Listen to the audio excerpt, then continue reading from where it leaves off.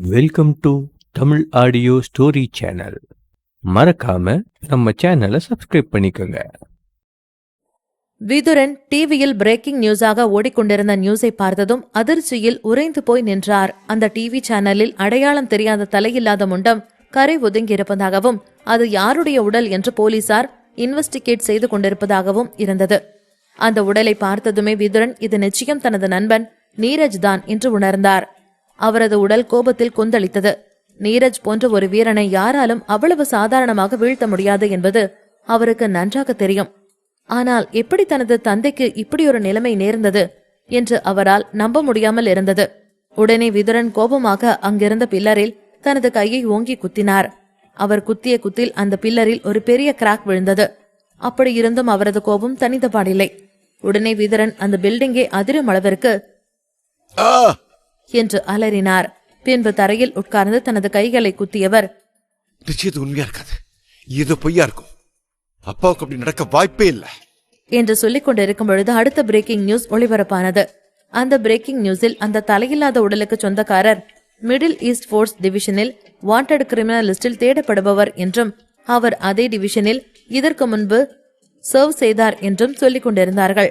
அது அனைத்தையும் பார்த்த விதுரன் இன்னும் கோபமானார். உடனே விதுரன், வெளியில யார் இருக்கீங்க, உடனே சீக்கிரம் வாங்க என்று கத்தினார். வெளியில் நின்று கொண்டிருந்த விதுரனின் ஆட்கள் ஏற்கனவே அவர் உள்ளே கூச்சலிடும் சத்தம் கேட்டு அப்படியே அதிர்ந்து பயந்து நடுங்கிக் கொண்டிருந்தார்கள். இப்பொழுது விதுரன் அவர்களை உள்ளே கூப்பிட்டதும் யார் உள்ளே செல்வது என்று ஒருவர் முகத்தை ஒருவர் பார்த்து கொண்டு உள்ளே செல்ல தைரியம் இல்லாமல் அனைவரும் தங்களது கைகளை பிசைந்து கொண்டு நின்றார்கள். அப்பொழுது அங்கே பெஸ்வானி ஃபேமிலியின் பட்லர் வந்தார். அவர் உடனே என்னாச்சு என்று கேட்டார். உடனே வெளியில் இருந்தவர்கள் விதுரன் உள்ளே யாரையாவது அழைக்கிறார் என்று சொன்னார்கள். உடனே அந்த பட்லர், நான் பாத்துக்கிறேன், நீங்க யாரும் உள்ள வர வேண்டாம் என்று சொல்லிவிட்டு அந்த அறைக்குள் சென்றார். பட்லரை பார்த்ததும் விதுரன், உடனே ஆர்லாண்டுக்கு கால் பண்ணுங்க, இப்பவே எனக்கு அப்பாவை பத்தி தெரிஞ்சாகணும், அப்பா எங்க இருக்காரு, அவருக்கு என்னாச்சு, எல்லா டீட்டெயிலும் சீக்கிரமா இப்பவே எனக்கு விசாரிச்சு சொல்லுங்க என்று சொன்னார். உடனே அந்த பட்லர், ஓகே, நீங்க ரிலாக்ஸா இருங்க, நான் இப்பவே கால் பண்ணி விசாரிக்கிறேன் என்று சொன்னவர் வேகமாக தனது செல்போனை எடுத்து அதில் அயர்லாந்தில் இருக்கும் அவர்களது ஆட்களுக்கு போன் செய்தார். எதிர் திசையில் இருந்தவனிடம் பட்லர் விஷயத்தை ஷார்ட்டாக சொல்லி முடித்தார். பின்பு, மிஸ்டர் திவாகருக்கு உண்மையிலேயே என்ன நடந்துச்சுன்னு கண்டுபிடிங்க, அதுக்கப்புறம் அந்த நியூஸ் உண்மையான கண்டுபிடிச்சு சீக்கிரம் சொல்லுங்க என்று சொல்லிவிட்டு போனை வைத்தார். விதுரன் கோபமாக தரையில் உட்கார்ந்திருப்பதை பார்க்கும் பொழுது பட்லருக்கு சற்று அச்சமாகத்தான் இருந்தது. பட்லருக்கு விதுரனை பற்றி நன்றாக தெரியும். அவர் கோபப்பட்டால் சுற்றி யார் இருக்கிறார், என்ன நடக்கிறது என்று அனைத்தையும் மறந்து அவர் முன்பு இருக்கும் அனைத்தையும் அழித்து விடுவார் என்று. பட்லர் சற்று தயங்கிக் கொண்டே சொன்னார், சார், அவங்களுக்கு இன்ஃபார்ம் பண்ணிட்டேன், அவங்க சீக்கிரமே இதை பத்தி இன்வெஸ்டிகேட் பண்ணிட்டு நம்ம கிட்ட சொல்றேன்னு சொல்லியிருக்காங்க என்று சொன்னார். பட்லர் சொன்னதை கேட்டதும் கோபமான விதுரன் வேகமாக எழுந்தார். பின்பு, என்ன சொன்னாங்க, சீக்கிரமே சொல்றாங்களா? நான் உங்களை அங்க போன் பண்ண சொன்னதுக்கு காரணம் எனக்கு இப்பவே அப்பாவுக்கு என்ன ஆச்சுன்னு தெரிஞ்சாகணும், அதனாலதான் போன் பண்ண சொன்னேன். நீங்க என்னடானா சாதாரணமா சீக்கிரமே சொல்லுவாங்கன்னு சொல்றீங்க, என்ன செய்வீங்களோ எனக்கு தெரியாது, அங்க என்ன நடந்துச்சுன்னு எனக்கு இப்பவே தெரிஞ்சாகணும் என்று கத்தினார். உடனே பட்லர், ஆனா சார், அது எப்படி உடனே இன்வெஸ்டிகேட் பண்ண முடியும், நாமளும் கொஞ்சம் அவங்களுக்கு டைம் கொடுக்கணும் தானே என்று தயங்கிக் கொண்டே சொன்னார். அவர் அப்படி சொன்னதும் கோபமான விதுரன் அங்கிருந்த அனைத்து பொருட்களையும் தூக்கி தரையில் போட்டு நொறுக்கினார். பின்பு, எனக்கு தெரியாது, எனக்கு இப்பவே அப்பாவை பத்தின நியூஸ் கிடைச்சே ஆகணும், I want to know right now என்று சொல்லி அவர் ஒரு மனிதன் என்பதையே மறந்து ஏதோ காட்டுக்குள் இருக்கும் விஷ ஜந்து போல கத்திக் கொண்டிருந்தார். அவர் அப்படி கோபமாக கத்துவதையும் உள்ளே உள்ள பொருட்களை எல்லாம் தரையில் போட்டு உடைப்பதையும் வெளியில் இருந்து கேட்டுக்கொண்டிருந்த அவரது ஆட்கள் அனைவரும் பயத்தின் உச்சத்தில் இருந்தார்கள். ஏற்கனவே அவர்கள் அனைவர் மீதும் விதுரன் கோபத்தில் இருந்தது அவர்கள் அனைவருக்கும் தெரியும். ஒருவேளை இந்த கோபத்தில் தங்களை ஏதேனும் விதுரன் செய்து விடுவாரோ என்ற பயம் அவர்கள் அனைவரது முகத்திலும் தாண்டவம் ஆடிக்கொண்டிருந்தது. முதலில் பட்லர் விதுரனின் நிலையை பார்த்து பயந்து நின்றார். பின்பு தனக்குள் தைரியத்தை வரவழைத்துக் கொண்டு விதுரனின் அருகில் சென்றார். நீங்க கொஞ்சம் அமைதியா இருங்க, அவங்க இத ஏனோ தானோன்னு பண்ணல, ரொம்ப பிளான் பண்ணி பண்ணியிருக்காங்க. ஒருத்தரோட தலையவே எடுத்துக்கிட்டு வெறும் முண்டத்தை கடலை போட்டிருக்காங்கன்னா அவங்க எவ்வளவு வெல் ப்ரிப்பேர்டாக இருந்திருப்பாங்க. அவங்களை கண்டுபிடிக்கிறது ஒன்றும் அவ்வளோ சாதாரண விஷயம் இல்லைன்னு தான் எனக்கு தோணுது கொஞ்சம் டைம் கொடுங்க, கூடிய சீக்கிரம் நம்ம ஆளுங்க என்ன நடந்துச்சுன்னு விசாரிச்சு சொல்லிடுவாங்க. நிச்சயம் அது நம்ம நீரஜ் சாரா இருக்காது. அது மட்டும் இல்லை, உண்மையிலேயே அந்த நியூஸ் உண்மைதானும் நான் விசாரிக்க சொல்லியிருக்கேன். அந்த டீட்டெயில்ஸ் கிடைக்கிற வரைக்கும் கொஞ்சம் பொறுமையா இருங்க என்று சொன்னார். பட்லர் அப்படி சொன்னதும் விதுரன் இன்னும் கோபமானார். அது பொறுமையா இருக்கணுமா? அங்க என்னோட அப்பா தலையில்லாத முண்டமா கிடக்குறாரு, இங்க நான் பொறுமையா இருக்கணுமா? சாதாரணமா ஒரு கக்கா குருவி கூட தன்னோட உறவுக்கு ஏதாவது ஒண்ணுன்னா துடிக்கும். அந்த 5 அறிவு உயிரினத்துக்கு அவ்வளோ இருக்கும்போது அவர் என்னோட அப்பா. அவர் அங்க அப்படி கிடக்கும்போது என்னால் எப்படி அமைதியா இருக்க முடியும்? நீங்க என்ன எப்படி அமைதியா இருக்க சொல்றீங்க என்று விதுரன் கத்தினார். விதுரன் கேட்கும் எந்த கேள்விக்கும் பதில் சொல்ல முடியாத பட்லர் அமைதியாக நின்றார். அவரின் அமைதியை விதுரன் பார்த்தார். பின்பு, சரி சரி, நான் அமைதியா இருக்கேன். நீங்க உடனே அயர்லாந்துல இருக்கிற ஹையர் ஆபீஸ்க்கு கால் பண்ணுங்க. அங்க என்ன நடந்துச்சுன்னு டீட்டெயிலா உடனே நமக்கு சொல்லுங்க. அவங்கள மீறி அங்க எதுவும் நடக்காது. நிச்சயம் அங்க என்ன நடந்திருக்குன்னு அவங்களுக்கு தெரியும். சீக்கிரமா அவங்கள கான்டாக்ட் பண்ணுங்க என்று சொன்னார். விதுரன் அப்படி சொன்னதும் ஒரு நிமிடம் பட்லர் அதிர்ந்து போனார். பின்பு, என்ன, அந்த நாட்டோட ஹையர் ஆஃபீஸா? ஒரு நாட்டோட ஹையர் ஆஃபீஸர்ஸை பார்க்கணுங்கிறது அவ்வளோ சாதாரண விஷயம். அதுலேயும் ஒரு வாண்டட் கிரிமினல் லிஸ்ட்ல இருக்கிறவரை பற்றி விசாரிக்கிறதுக்கு அந்த நாட்டு ஹையர் ஆஃபீஸர்ஸ் நம்ம கான்டாக்ட் பண்ண முடியுமா? உண்மையிலே விதுரனுக்கு என்னாச்சு என்று தனக்குள் எண்ணினார். விதுரன் எப்பொழுது மிகவும் கிளவராக செயல்படுபவர். ஆனால் அவர் அப்பாவோடு இறப்பை தாங்கிக்க முடியாமல் அவர் ஏதேதோ உளறுகிறார் என்பதை மட்டும் அவரால் நன்கு புரிந்து கொள்ள முடிந்தது. ஆனாலும் இது தவறு என்று சுட்டிக்காட்டும் நிலையில் அவர் இல்லாததால் அவர் சற்று தயங்கிக் கொண்டு நின்றார். என்னாச்சு? ஏன் இப்படி என்னோட முகத்தை பார்த்துக்கிட்டே இருக்கீங்க? சீக்கிரம் போய் அந்த ஹையர் ஆஃபீஸரை கான்டாக்ட் பண்ணி அப்பா பத்தி விசாரிச்சு சொல்லுங்க என்று மறுபடியும் விதுரன் சொன்னார். விதுரன் அவரது பட்லரிடம் உடனே அயர்லாந்தில் இருக்கும் ஹையர் ஆப்ஸை கான்டாக்ட் செய்து உண்மையில் நடந்தது என்ன என்று விசாரிக்க சொன்னார். அவர் சொன்னதை கேட்டதும் பட்லர் அதிர்ந்து போனார். எப்படி அடுத்த நாட்டோட ஹையர் ஆபீசர்ஸை கான்டாக்ட் பண்ண முடியும்? அதுவும் மோஸ்ட் வாண்டட் கிரிமினல் லிஸ்ட்ல இருக்கிற நபரை பத்தி எப்படி அவங்கள விசாரிக்க சொல்ல முடியும் என்று தனக்குள் யோசித்துக் கொண்டிருந்த நேரம் அவரது கையில் இருந்த செல்போன் ஒலித்தது. உடனே அதை அட்டன் செய்து, ஹலோ என்று கேட்டார். எதிர் திசையில் உள்ளவன், சாரி சார், எங்களை மன்னிச்சிருங்க. எங்களால் நீங்க சொன்னதை பத்தி எந்த இன்வெஸ்டிகேஷனும் பண்ண முடியல. ஏற்கனவே அயர்லாந்து கவர்மெண்ட் இங்க எல்லாத்தையும் லாக் பண்ணி வச்சிருக்காங்க. யாரும் எதுவும் பண்ண முடியாது. ஒன்னே ஒன்று மட்டும் உறுதி, மிஸ்டர் திவாகர் இறந்துட்டாரு. ஆனா அவர் எப்படி இறந்தாரு, அவரை யார் கொன்னாங்க, எப்படி, ஏன் யாராலையும் இதை கண்டுபிடிக்க முடியல. மிஸ்டர் திவாகர் பத்தி ஏதாவது விசாரிக்கலான்னு போனா ஹையர் ஆபீசர்ஸ் எல்லாம் அதுக்கு அகெயின்ஸ்டா இருக்காங்க. ஏன்னா mister Divakar most wanted criminal லிஸ்ட்ல தேடப்பட்ட ஒரு ஆள். அவரோட பாடியை பார்த்து கன்ஃபார்ம் பண்ணிக்கலான்னு முயற்சி பண்ணா அதுவும் முடியல. ஏன்னா மிஸ்டர் திவாகர் மிடில் ஈஸ்ட் வார் டிவிஷன்ல சர்வ் பண்ணவர். அது மட்டும் இல்லாம இத்தனை நாள் தேடிக்கிட்டு இருந்ததே இவங்க தான். அதனால பப்ளிக் யாரும் அவரோட உடலை பார்க்கக்கூடாதுன்னு சொல்லி அந்த ஆர்மி ஃபோர்ஸே அவரோட பாடியை எடுத்துக்கிட்டு போயிட்டாங்க. இதுக்கு மேல எங்களால் எதுவும் பண்ண முடியாது, எங்களை மன்னிச்சிருங்க என்று சொல்லிவிட்டு போனை ஹேங் அப் செய்தான். எதிர் திசையில் உள்ளவன் சொல்வதையெல்லாம் பொறுமையாக கேட்டுக்கொண்டிருந்த பட்லர் போன் ஹேங் அப் ஆனதும் பின்பு அங்கு ருத்ரதாண்டவம் ஆடிக்கொண்டிருந்த விதுரனை பார்த்தார். பின்பு நடுங்கும் குரலில், சார், மிஸ்டர் திவாகர் இறந்தது கன்ஃபார்ம். அவரோட பாடி மிடில் ஈஸ்ட் ஆர்மி எடுத்துக்கிட்டு போயிட்டாங்களாம். அவருடைய டெத் எப்படி நடந்துச்சுன்னு எதுவும் இன்வெஸ்டிகேட் பண்ண முடியாத அளவுக்கு அங்க இருக்கிற கவர்மெண்ட் எல்லா இடத்தையும் லாக் பண்ணி வச்சிருக்காங்களாம் என்று சொன்னார். பட்லர் சொன்னதையெல்லாம் கேட்ட விதுரன் ஆடி போய் நின்றார். நீங்க சொல்றது உண்மையா? நிஜமாவே அப்பா உயிரோட இல்லையா என்று கேட்டவர் அப்படியே இடிந்து அங்கிருந்த தரையில் உட்கார்ந்தார். பின்பு ஏதோ யோசித்தார். உடனே, உங்களுக்கு இதுல சந்தேகம் வரல என்று அவருக்கு முன்பு நின்று கொண்டிருந்த பட்லரிடம் கேட்டார். விதுரன் அடுத்து என்ன செய்ய போகிறாரோ என்ற பயத்தில் இருந்த பட்லரோ அவர் இப்பொழுது எதை கேட்கிறார் என்று எதுவும் புரியாமல் முழித்துக் கொண்டு நின்றார். உடனே விதுரன், அப்பா இறந்தது அயர்லாந்துல. அவர் இறந்து இன்னும் 2 மணி நேரம் கூட ஆகல. அதுக்குள்ள எப்படி நம்ம நாடோட மிடில் ஈஸ்ட் ஃபோர்ஸ் அங்க போனாங்க? அவங்களுக்கு எப்படி அப்பா அங்க இறந்தது தெரியும்? ஒருவேளை அப்பா இறந்துட்டாருன்ற விஷயத்தை கேள்விப்பட்டு போனா கூட அவங்க அந்த நாட்டுக்கு போய் சேர குறைஞ்சது 4 மணி நேரமாவது ஆகும். ஆனா இன்னும் 2 மணி நேரம் கூட ஆகல, அதுக்குள்ள அவங்க அங்க அவரோட பாடியவே எடுத்துக்கிட்டு போயிட்டாங்கன்னா எனக்கு இதுல சந்தேகமா இருக்கு. இதுக்கு பின்னாடி யாரோ இருக்கணும்.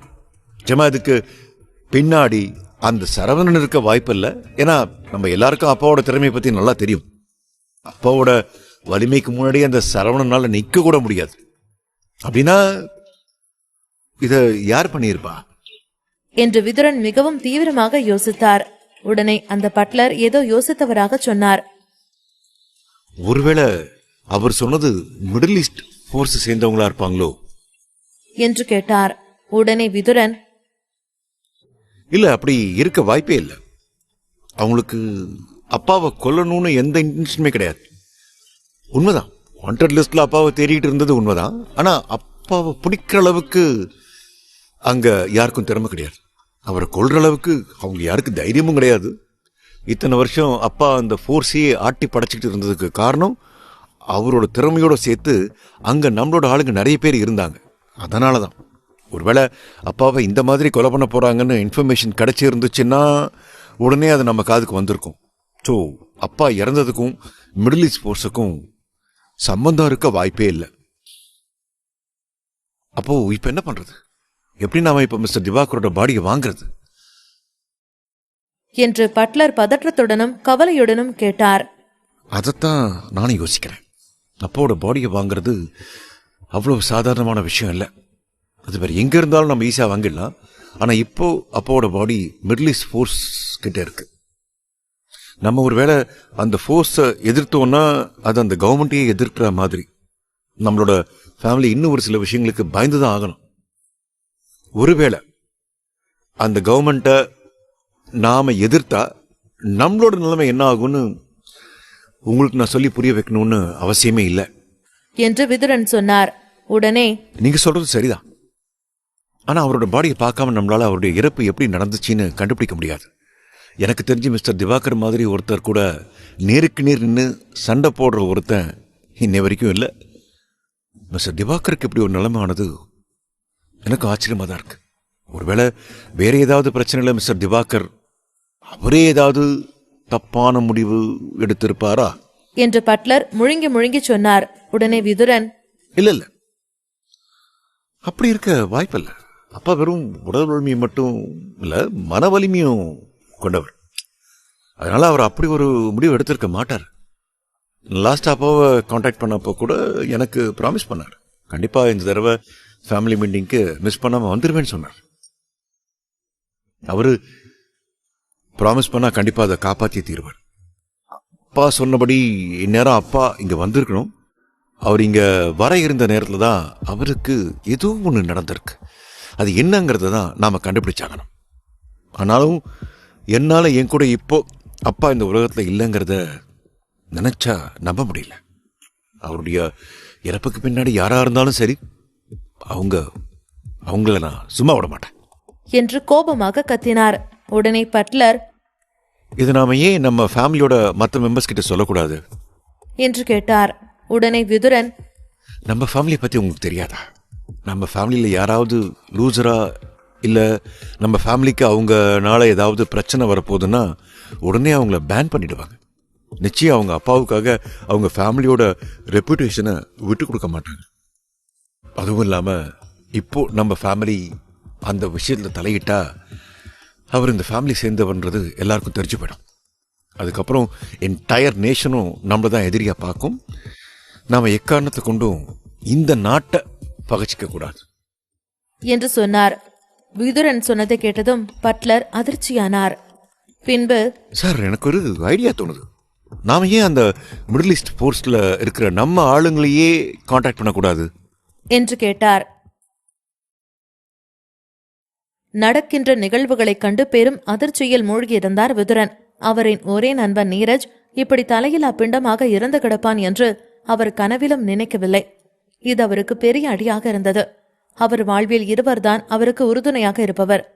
ஒன்று நீரஜ், இப்போது அவரும் உயிருடன் இல்லை. இன்னொன்று அமிர்தா. இவர்கள் மூவர்தான் ஒரு கூட்டணி. இன்று தனக்கு அவன் மெசேஜ் செய்தானே, அப்புறம் எப்படி இப்படி ஆனது என்று புரியாமல் குழம்பி தவித்தார் விதுரன். இதில் நீரஜ் இறப்பை பற்றி யாரும் விசாரிக்க கூடாது என்று அரசாங்கமே உத்தரவு போட்டிருக்க, இனி அவரால் யார் நீரஜை கொன்றான் என்பதை கண்டுபிடிக்க முடியாமல் போனது. இப்போது என்ன செய்வது என்று தெரியாமல் முழித்துக் கொண்டிருந்தார். இதில் மிடில் ஈஸ்டைச் சேர்ந்த ஆட்கள் நீரஜின் உடலை கைப்பற்றிக் கொண்டு சென்ற விஷயம் அவரை இன்னும் கோபப்படுத்தியது. இது எப்படி சாத்தியம் என்று புரியாமல் குழம்பி போயிருந்தார். இதில் அவரின் அசிஸ்டன்ட் மிடில் ஈஸ்ட் ஆட்களுக்கு தொடர்பு கொள்ளலாமா என்று கேட்க, உடனே மறுப்பாக தலையசைத்தார் விதுரன். அவருக்கு உள்ளுக்குள் கோபம் தனலாய் எரிந்து கொண்டிருக்கிறதுதான். ஆனால் நடக்கும் சூழலில் இப்போ அவரும் அவசரப்படாமல் இருந்திட வேண்டுமே. யார் இப்படி செய்தார் என்று அவருக்கு தெரியவில்லை. எதிராளி யார் என்று தெரியும் வரை மிகவும் கவனமாக அவர் இருந்திட வேண்டும். விதுரன் ஆழ்ந்த யோசனைக்குள் மூழ்கினார். நீரஜ் கடைசியாக சீக்கிரமே தன்னை பார்க்க வருவதாக அனுப்பிய செய்தியே அவர் மண்டைக்குள் ஓடியது. அதை பற்றியே சிந்தித்துக் கொண்டிருந்தார். அதே நேரம் சரவணனும் ஜஸ்டினும் அவர்கள் அறையில் பேஸ்வானி குடும்பத்தை பற்றிய தகவல்களை சேகரித்துக் கொண்டிருந்தார்கள். இருவருமே மிகவும் மும்முரமாய் அவர்கள் வேலையில் மூழ்கியிருந்தார்கள். சரவணனின் டீம் அவனுக்கு தேவையான தகவல்களை சேகரித்துக் கொண்டிருந்தது. டாக்குமெண்ட்டுகளை எல்லாம் பார்த்த ஜஸ்டின் பெருமூச்சு விட்டான். சரவணன் அவனை கேள்வியாக பார்த்தான். நமக்கு இந்த செய்கைதான் நல்லா வரும். பிசினஸ் மூலமா நீ அடிச்சு காலி பண்ணணும்னா ரத்னமா தான் கான்டாக்ட் பண்ணணும். ஆளை முடிக்கணும்னா கண்ணை முடி திறக்கிறதுக்குள்ள முடிச்சிடறேன். இந்த பிசினஸை முடிக்கிறது, ஷேர்ஸை ஏற்றி இறக்கிறது, இந்த வேலையெல்லாம் அவருக்கு தான் நல்லா வரும் என்று கூறி சோஃபாவில் அக்கடா என்று சாய்ந்து அமர்ந்து கொண்டான் ஜஸ்டின். சரவணன் சிரித்துக் கொண்டான். கடைசியாக வர்மன் குடும்பத்தை அழிக்கையில் கூட ஜஸ்டின் இப்படித்தான் கூறினான் என்று அவன் நினைவுக்கு வந்தது. உடனே ஒன்றும் தெரியாத மாதிரி நடிப்பானே என்று ஒரு ஃபைலை எடுத்து அவன் மேலே விட்டெறிந்தான் சரவணா. அதனை அழகாக கேட்ச் பிடித்தான் Justin. You go man, why me என்று சினுங்கினான். ஒழுங்கா சொன்ன வேலையை செய்ய ஜஸ்டின் என்றான் சரவணா. செய்றேன். அதான் ரத்னா இருக்காரு, அவர் கூட நீ டிஸ்கஸ் பண்ண, நான் கொஞ்சம் ரெஸ்ட் எடுத்துக்கிறேன் என்று பேச்சை மாற்ற நினைத்தான் ஜஸ்டின். நீ எப்பத்துல இருந்து இப்படி சோம்பேறியா மாறின என்று ஜஸ்டினை பார்த்து கேட்டான் சரவணா. அதில் வெடுக்கென்று அவனை திரும்பி பார்த்தான் ஜஸ்டின். ஆனால் அவனால் என்ன பதிலை சொல்லிட முடியும்? அவனே இந்த ஃபைலில் இருந்து தப்பிக்க வழி பார்த்து கொண்டிருக்கிறான். அவனிடம் சோம்பேறி என்ற வார்த்தையை பயன்படுத்தி அவனை மடக்கிவிட்டான் சரவணா. ஜஸ்டினை எப்படி ஆஃப் செய்வது என்று அவனுக்கு நன்றாக தெரிந்திருந்தது. இத்தனை நாள் பழக்கத்தில் இதை கூடவா தெரிந்து கொள்ளாமல் இருப்பான்? ஜஸ்டின் ஒன்றும் சொல்லாமல் அவனையே பார்த்து கொண்டிருந்தான். ஆனால் சரவணாவோ ஜஸ்டினின் பக்கம் திரும்பாமல் ஃபைல்லையே புதைந்து கிடந்தான். என்ன பார்த்தது போதும், ஒழுங்கா அந்த ஃபைல்ல இருக்கிற கம்பெனி ஷேர்ஸ் எவ்வளவு தேர்வுன்னு பார்த்து சொல்லு என்று கட்டளையாக கூறினான் சரவணா. ஜஸ்டினும் வேறு வழியில்லாமல் அந்த ஃபைலை கடுப்புடனே எடுத்துக்கொண்டான். இது எல்லாமே போர் ப்ரோ. கண்ணை பிடிக்கிற கையை ஃபைல பிடிக்க சொல்றியே என்று சினுங்கினான் ஜஸ்டின். சரவணன் அவனுக்கு பதில் கூறாமல் அவன் வேலையில் மூழ்கினான். ஜஸ்டின் தான் பாவம், படித்து படித்து தூக்கம் வருவது போல இருந்தது அவனுக்கு. இருவரும் பேஸ்வானி குடும்பத்தின் பிசினஸ் பற்றிய விவரங்களை படித்துக் கொண்டிருந்தார்கள். நீண்ட நேரம் கழித்து சும்மா இருக்க முடியாமல் அமைதியை கலைத்தான் ஜஸ்டின். ஆமா, இந்த விதுரனை நீ என்ன பண்ண போற என்று கேள்வியாக கேட்டான். கொஞ்சம் கொஞ்சமா அவனையும் அவன் குடும்பத்தையும் அழிச்சு கடைசியில அவனுக்கு ஒன்னும் இல்லாத நிலைமையை உருவாக்கி அவனை சாகடிப்பேன் என அழுத்தமாய் கூறினான் சரவணா. ஏனோ அவன் மனதில் ஆதிரன் சாவிற்கும் பேஸ்வானி குடும்பத்திற்கும் தொடர்பு இருக்குமோ என்ற சந்தேகம் இருந்து கொண்டே இருந்தது. அகல்யாவிடம் பேசிய வரையில் அவனுக்கு நிலைமை கொஞ்சம் புரிந்தது. இதில் விதுரன் ஜாயையும் அவளின் குடும்பத்தையும் பெரிதாய் அவமானப்படுத்தியிருக்கிறார். ஜாயும் அவள் தந்தையும் சரவணனிற்காக பல உதவிகளை செய்திருக்கிறார்கள். அதனால் அவர்களுக்கு ஏதாவது ஒன்று என்றால் அவன் பார்த்து கொண்டு சும்மா இருக்க மாட்டான். விதுரனை மொத்தமாய் சுற்றி வளைத்து பயம் காட்டிட முடிவெடுத்தான். என்ன வேணாலும் நான் செய்ய ரெடி டியூட், எனக்கு ஃபைல் பார்க்க போர் அடிக்குது என்று மீண்டும் அதிலே வந்து நின்றான் ஜஸ்டின். சரவணன் லேசாய் சிரித்துக் கொண்டான். இங்கே இவர்கள் இப்படி இருக்க, இவர்களால் அங்கு விதுரன் இரத்த அழுத்தம் அதிகமாகி பதறத்தில் இருந்தார். கண்மூடி யோசித்துக் கொண்டிருந்தவர் ஒரு முடிவோடு அசிஸ்டன்ட் பக்கம் திரும்பினார். ஒரு வருஷத்துக்கான பணத்தை நம்ம அவங்களுக்கு கொடுத்திருக்கோம். அதனால அவங்களுக்கு ஏதாவது தகவல் கிடைச்சா உடனே நமக்கு இன்ஃபார்ம் பண்ணிடுவாங்க என்று அமைதியான குரலில் கூறினார் விதுரன். அதில் அந்த அசிஸ்டன்ட் சிறிது தயங்கினார். அவருக்கு அடுத்து என்ன செய்வது என்று தெரியவில்லை. அப்போ சார், நம்ம இப்ப என்ன பண்ணலாம் என்று பதட்டத்துடனே கேட்டார். விதுரனும் சிறிது நேரம் யோசித்தார். அவருக்கும் இப்போது என்ன செய்வது என்று தெரியவில்லை.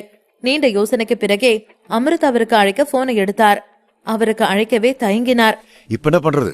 அவளுக்கு கால் பண்ணலாமா வேண்டாமா? நீரஜ் செத்து போன விஷயம் மட்டும் அவளுக்கு தெரிஞ்சா என்ன ஆகும்? சாமி ஆறிடுவாள்ல. இவக்கிட்ட இந்த விஷயத்தை எப்படி சொல்றது? ஒருவேளை முன்னவே அவளுக்கு தெரிஞ்சிருக்குமோ? தெரிஞ்சிருந்தா எனக்கு கால் பண்ணி கத்தி இருப்பாளே. என்ன ஆனாலும் இந்த விஷயத்த நான் அவகிட்ட சொல்லிதான் ஆகணும். சொல்லாம இருக்க முடியாது. என்ன சொல்ல போறாளோ என்று மனதிலேயே பயந்தார் விதுரன். அவருக்கு அமிர்தாவிடம் இதை பற்றி பேசவே பயமாயிருந்தது. ஆனாலும் அவருக்கு அழைத்தார் விதுரன். விதுரன் அழைக்க அவரின் அழைப்பை ஏற்காமல் இருந்தார் அமிர்தா. தேஜாவு போல் இருந்தது அவருக்கு. இப்படித்தான் நீரஜிற்கு முதல் முறை அழைத்த பொழுது அழைப்பு ஏற்காமல் இருந்தது. அதே போல் இப்பொழுது அமிர்தாவிற்கும் நடக்க அவரின் முகம் இருண்டது. மனம் ஏகப்பட்ட விஷயங்களை யோசிக்க செய்தது. அழைப்பு ஏற்கப்படாமல் இருக்கும் அந்த நொடியில் அவருக்கு வியர்வை ஆறாக ஓடியது. என்னாச்சு இவளுக்கு? ஏன் காலை எடுக்க மாட்டேங்கிறா? இவளுக்கு ஏதாவது ஆயிருக்குமோ? என்ன ஆகியிருக்கும்? இப்படிதான் நீரஜும் கடைசியா போன் எடுக்கவே இல்லை. இப்போ இவளும் இப்படி பண்றா என்று பலவாறாக மனதிலே யோசித்து படபடத்தார் விதுரன். எப்போதும் இருவருமே அவரிடம் இருந்து அழைப்பு வந்தால் ஏற்காமல் இருக்க மாட்டார்கள். இப்படிதான் நீரஜ் ஏற்காமல் இருந்த அவனின் இறப்பு செய்தியே அவர் காதுக்கு எட்டியது. அதே பயம் இப்பொழுது அமிர்தாவால் ஏற்காமல் இருக்கவும் அவரை தொற்றிக் கொண்டது. இப்பொழுது அமிர்தா என்ன நிலைமையில் இருக்கிறாரோ என்று நினைத்து வருந்தினார் விதுரன். அமிர்தா போனை எடுக்காமல் இருப்பது விதுரனுக்கு மேலும் பதட்டத்தை கூட்டியது. தனது எதிராளி பேஸ்வானி குடும்பத்தை குறிவைத்து தாக்குகிறான் என்று அவருக்கு தெளிவாய் புரிந்தது. முதல் முறை அழைத்த பொழுது அழைப்பு ஏற்கப்படவில்லை. அவர் மனதிற்கு ஏதோ சரியில்லை என்று தோன்றியது. அதனால் மீண்டும் ஒருமுறை அழைத்து பார்த்தார். இம்முறை போன முறை நீரஜிற்கு செய்தது போல அழைப்பை துண்டிக்காமலேயே அழைத்துக் கொண்டே இருந்தார். ரிங் போய்கொண்டே இருந்தது. கடைசி ரிங்கில் அழைப்பு ஏற்கப்பட்டது. அதில் நிம்மதி பெருமூச்சு விட்டார் விதுரன். அழைப்பு ஏற்கப்பட்டதும் உடனே படபடவென பேச ஆரம்பித்தார் விதுரன். அமிர்தா, எங்க இருக்க நீ? ஏன் போன் எடுக்காம இருந்த? எங்க இருந்தாலும் பரவாயில்ல, உடனே நீ கிளம்பி இங்க வா. உன்கிட்ட முக்கியமான ஒரு விஷயத்த நான் சொல்லணும். உன்னோட தம்பிக்கு ஒரு பிரச்சனை, நீரஜை பத்தி பேசணும் என்று பதட்டத்துடன் கூறினார் விதுரன். எதிர்முனையில் இருந்து எந்த ஒரு பதிலும் வரவில்லை. விதுரன் அதை கவனிக்கும் நிலையிலும் இல்லை. அழைப்பு ஏற்கப்பட்டதுமே அமிர்தாவிற்கு எதுவும் ஆகவில்லை என்று நிம்மதி அடைந்தவர் உடனே நீரஜ் பற்றி கூறுவதையே யோசித்தார். அமிர்தாவை பெரிதாய் அதிர்ச்சியாக்காமல் எப்படி அந்த விஷயத்தை நிதானமாய் சொல்வது என்று யோசித்துக் கொண்டிருந்தார். அமிர்தா, நான் சொல்றத நிதானமாக்கி பதட்டப்படாத. நம்ம நீரஜ யாரோ கொன்னுட்டாங்க. அவனை கொன்னு கடலை போட்டிருக்காங்க. இப்போ அவனை கொன்னது யாருன்னு கூட விசாரிக்க கூடாதுன்னு கவர்மெண்ட் தடை பண்ணியிருக்கு. நம்மளால இப்ப அதை பத்தி கூட விசாரிக்க முடியாது. நீ உடனே இப்ப வீட்டுக்கு வா. நம்ம அடுத்து என்ன பண்ணணும்னு யோசிக்கணும். சீக்கிரம் வா என்று பதட்டத்தில் அத்தனையும் கூறினார் விதுரன். ஆனால் எதிர்ப்புறத்தில் இருந்து எந்த பதிலும் இல்லை. அமிர்தா அமைதியாக இருப்பதை பார்த்து அழைப்பு இன்னும் தொடர்பில் இருக்கிறதா என்று ஒரு முறை சரிபார்த்து கொண்டார் விதுரன். கால் இன்னும் கனெக்ட் ஆகியிருக்க கேள்வியாய் புருவம் சுருக்கினார் விதுரன். என்ன அமிர்தா, நீ அமைதியா இருக்க? உன் தம்பி செத்துட்டான்னு சொல்றேன், நீ எந்த பதிலும் சொல்லாம இருக்க. இப்ப நீ எங்க இருக்க என்று அடுக்கடுக்காய் கேள்விகளை கேட்டுக்கொண்டே இருந்தார் விதுரன். அமிர்தா அமைதியா இருப்பது அவருக்கு ஆச்சரியமாக இருந்தது. இந்த விஷயத்தை கேட்டு பெரிதாய் ஆர்ப்பாட்டம் செய்வார், அழுவார் என்று அவன் எதிர்பார்த்திருந்தான். ஆனால் இவ்வளவு அமைதியா இருப்பது அவருக்கே ஆச்சரியமாக இருந்தது. அமிர்தா அவருக்கு நீரஜ் மீது தனிப்பட்ட பாசம். நிஜ தம்பியை போலத்தான் அவரையும் பார்த்தார். இப்போது அவர் உயிருடன் இல்லை என்று கூறியும் அமைதியா இருக்கிறாரே என்று புரியாமல் போனை பார்த்தார் விதுரன். அமிர்தா, உனக்கு என்னாச்சு? ஏன் அமைதியா இருக்க என்று கேட்ட விதுரனுக்கு அப்போதுதான் அவருக்கு ஏதேனும் பிரச்சனை இருக்குமோ என்று தோன்றியது. இவன் இவ்வளவு அமைதியா இருக்கா? அப்படிப்பட்ட ஆளி இல்லையே. ஏதோ சரியில்லை. இவளுக்கு ஏதாவது பிரச்சனையா என்று மனதிலே குழம்பி தவித்தார் விதுரன். அழைப்பின் எதிர்ப்புறத்தில் இருந்த அமிர்தாவோ முகம் முழுவதும் இரத்தத்துடன் கிடந்தார். பல்லை கடித்துக் கொண்டு வலியை பொறுத்து கொண்டார் என்று கடினப்பட்டு கூறினார் அமிர்தா. அதில் மொத்தமாய் திகைத்தார் விதுரன். எவ்வளவு தைரியம் இருந்தா பிராங்க்லின் குடும்பத்து ஆளுங்களை ஏன் ஆளுங்களை அட்டாக் பண்ணியிருப்பாங்க? அவங்களுக்கு அவ்வளவு திமிரு வந்துருச்சா? இவனுங்களை சும்மா விட்டுருக்க கூடாது, அப்பவே கொன்னு போட்டிருக்கணும் என்று மனதில் நினைத்தபடியே பல்லை கடித்தார் விதுரன். அமிர்தா அவருடன் கிட்டத்தட்ட 30 ஆட்களை அழைத்து சென்றிருந்தார். அவர்கள் அனைவருமே மிகவும் திறமையானவர்கள். கூலிப்படை ஆட்களை விடவும் மிகவும் திறமையானவர்கள். அவர்களுக்கும் இவர்களுக்கும் இருக்கும் ஒரே வித்தியாசம், இவர்கள் பேஸ்வானி குடும்பத்திற்காக மட்டுமே உழைத்திடுவார்கள். அதில் இருக்கும் யாருமே அவ்வளவு எளிதாக கையாள முடியாது. இதில் சற்று நேரத்திற்கு முன்பு அமிர்தா விதுரனுக்கு அழைத்த முக்கால்வாசி அனைவரையும் கொலை செய்து விட்டதாகவும் இனி எஞ்சியிருப்பது சில பேர்தான் என்றும் கூறியிருந்தார். அமிர்தாவும் அவரது ஆட்களும் மட்டுமே என்று பிராங்க்லின் குடும்பத்தை ஒரு வழி செய்து முடித்திருந்தார்கள். அவர்களின் பலம் என்னவென்று காட்க அதுவே போதுமானதாக இருந்திருக்கும். இத்தனை மணி நேரம் நல்லாதானே சென்று கொண்டிருந்தது. திடீரென்று எப்படி இப்படி நடந்தது என்று யோசித்தார் விதுரன். அந்த பிராங்க்லின் குடும்பத்துக்கு அவ்வளவு தைரியமா? இல்ல இது பிராங்க்லின் குடும்பம் இல்ல என்று மிகவும் கடினப்பட்டு கூறிய அமிர்தா ரத்த வாந்தி எடுத்தார். அவரின் நிலை மிகவும் மோசமாகிக் கொண்டிருந்தது. அவரின் முடிவு அவருக்கு நன்றாக தெரிந்தது. அமிர்தா பதிலை கேட்டு அதிர்ச்சியில் உறைந்தார் விதுரன். இதில் அமிர்தா ரத்த வாந்தி எடுப்பது கூட அவர் காதுக்கு தெளிவாய் கேட்டது. அவர் வாழ்க்கையில் மிக முக்கியமான இருவரும் ஒரே நாளில் தாக்கப்பட்டிருக்கிறார்கள். இது எப்படி சாத்தியம் என்று நினைத்தார் விதுரன். இதில் அமிர்தா மிகவும் தந்திரமாய் செயல்படுபவர். அவரே மொத்த பிராங்க்லின் குடும்பத்தையும் கட்டுக்குள் கொண்டு வந்து விடுவார் என்ற நம்பிக்கையில்தான் அவரை அங்கு அனுப்பி வைத்தார் விதுரன். நீரஜும் சரி, அமிர்தாவும் சரி, இருவருமே விதுரன் சொன்ன செயலை தவறாமல் செய்து முடித்து விடுவார்கள். ஒருபோதும் அவர்கள் கடமையில் இருந்து தவறியதில்லை.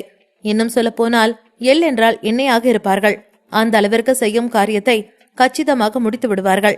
ஆனால் அமிர்தா இப்போது பேசும்போதே இரத்தவாந்தி எடுக்கும் சத்தம் விதுரனை மேலும் வருத்தத்திற்கு தள்ளியது. சூழலை உணர்ந்தவர் கண்கள் அதிர்ச்சியில் அகல விரிந்தது. அமிர்தா, அங்க என்ன நடக்குது? யார் உன்னை இப்படி பண்ணது? எப்படி இது நடந்துச்சு என்று கர்ஜித்தார் விதுரன். அமிர்தாவிடமிருந்து எந்த ஒரு பதிலும் வரவில்லை. உன்னதான் கேக்குற அமிர்தா, எத்தனை பேரு நம்ம ஆளுங்களை பிடிச்சு வச்சிருக்காங்க? நீ எக்ஸாக்டா எங்க இருக்கேன்னு சொல்லு, நம்ம ஆளுங்களை நான் அனுப்பி வைக்கிறேன் என்று சத்தமாய் கத்தினார் விதுரன். அமிர்தாவுடன் 30 பேர் சென்றிருப்பதனால் அவர்கள் அனைவரையும் பிடித்து வைக்க கண்டிப்பாக நிறைய ஆட்கள் இருந்திருப்பார்கள். அதனால்தான் அமிர்தாவால் ஒன்றும் செய்ய முடியவில்லை என்று நினைத்தார். அவர் கேட்ட கேள்விக்கு அமிர்தாவால் உடனே பதில் சொல்ல முடியவில்லை. பேசவே மிகவும் சிரமப்பட்டார். உயிர் போகும் நிலையில் இருந்தவருக்கு தொண்டை அடைத்தது. அது ஒருத்தன்தான் என்று மிகவும் சிரமப்பட்டு வார்த்தைகளை கூறினார் அமிர்தா. அதனை சொல்லி முடித்தவுடனே மீண்டும் வாயில் இருந்த ரத்தத்தை கக்கினார். போனில் காதை வைத்தபடியே மிகவும் சோர்வாய் தரையில் சாய்ந்தார் அமிர்தா. இதை கேட்டதுமே விதுரன் இன்னும் பெரிதாய் அதிர்ந்தார். என்னது, ஒரே ஒரு ஆளா? வெறும் மொத்த ஆளால அமிர்தாவையும் மொத்த டிவி இப்படி அடிச்சு போட முடியுமா? இதுக்கு வாய்ப்பே இல்லை என்று மனதில் நினைத்த விதுரன் பெரிதாய் அதிர்ந்தார். அமிர்தாவும் அவரின் டீமும் பேஸ்வானி குடும்பத்திற்காக பல வருடங்களாக வேலை பார்த்து கொண்டிருக்கிறார்கள். அவர்களின் பலம் என்ன என்று அவளுக்கு நன்றாய் தெரியும். அப்படி இருக்கையில் வெறுமே ஒரே ஒரு ஆள் அனைவரையும் வீழ்த்தியிருப்பதுதான் விதுரனை ஆச்சரியத்திற்கு ஆழ்த்தியது. யாரவ என்று உடனே அவசரமாய் கேட்டார் விதுரன். பேஸ்வானி குடும்பத்தைச் சேர்ந்தவனுக்கு ஒரே முடிவுதான், அது மரணம் மட்டும்தான் என்பது அவர் குரலிலேயே உறுதியாய் தெரிந்தது. அது என்று கூற வந்த அமிர்தாவின் வார்த்தைகளில் அவர் தொண்டையிலே புதைந்திருந்தது. முழுதாய் சொல்வதற்கு முன்பே கடைசியாக ரத்தத்தை துப்பியவர் அவரின் கடைசி மூச்சையும் விட்டார். இதனை கேட்டுக்கொண்டிருந்த விதுரன் பெரும் அதிர்ச்சியில் போனை புத் என்று கீழே போட்டார்.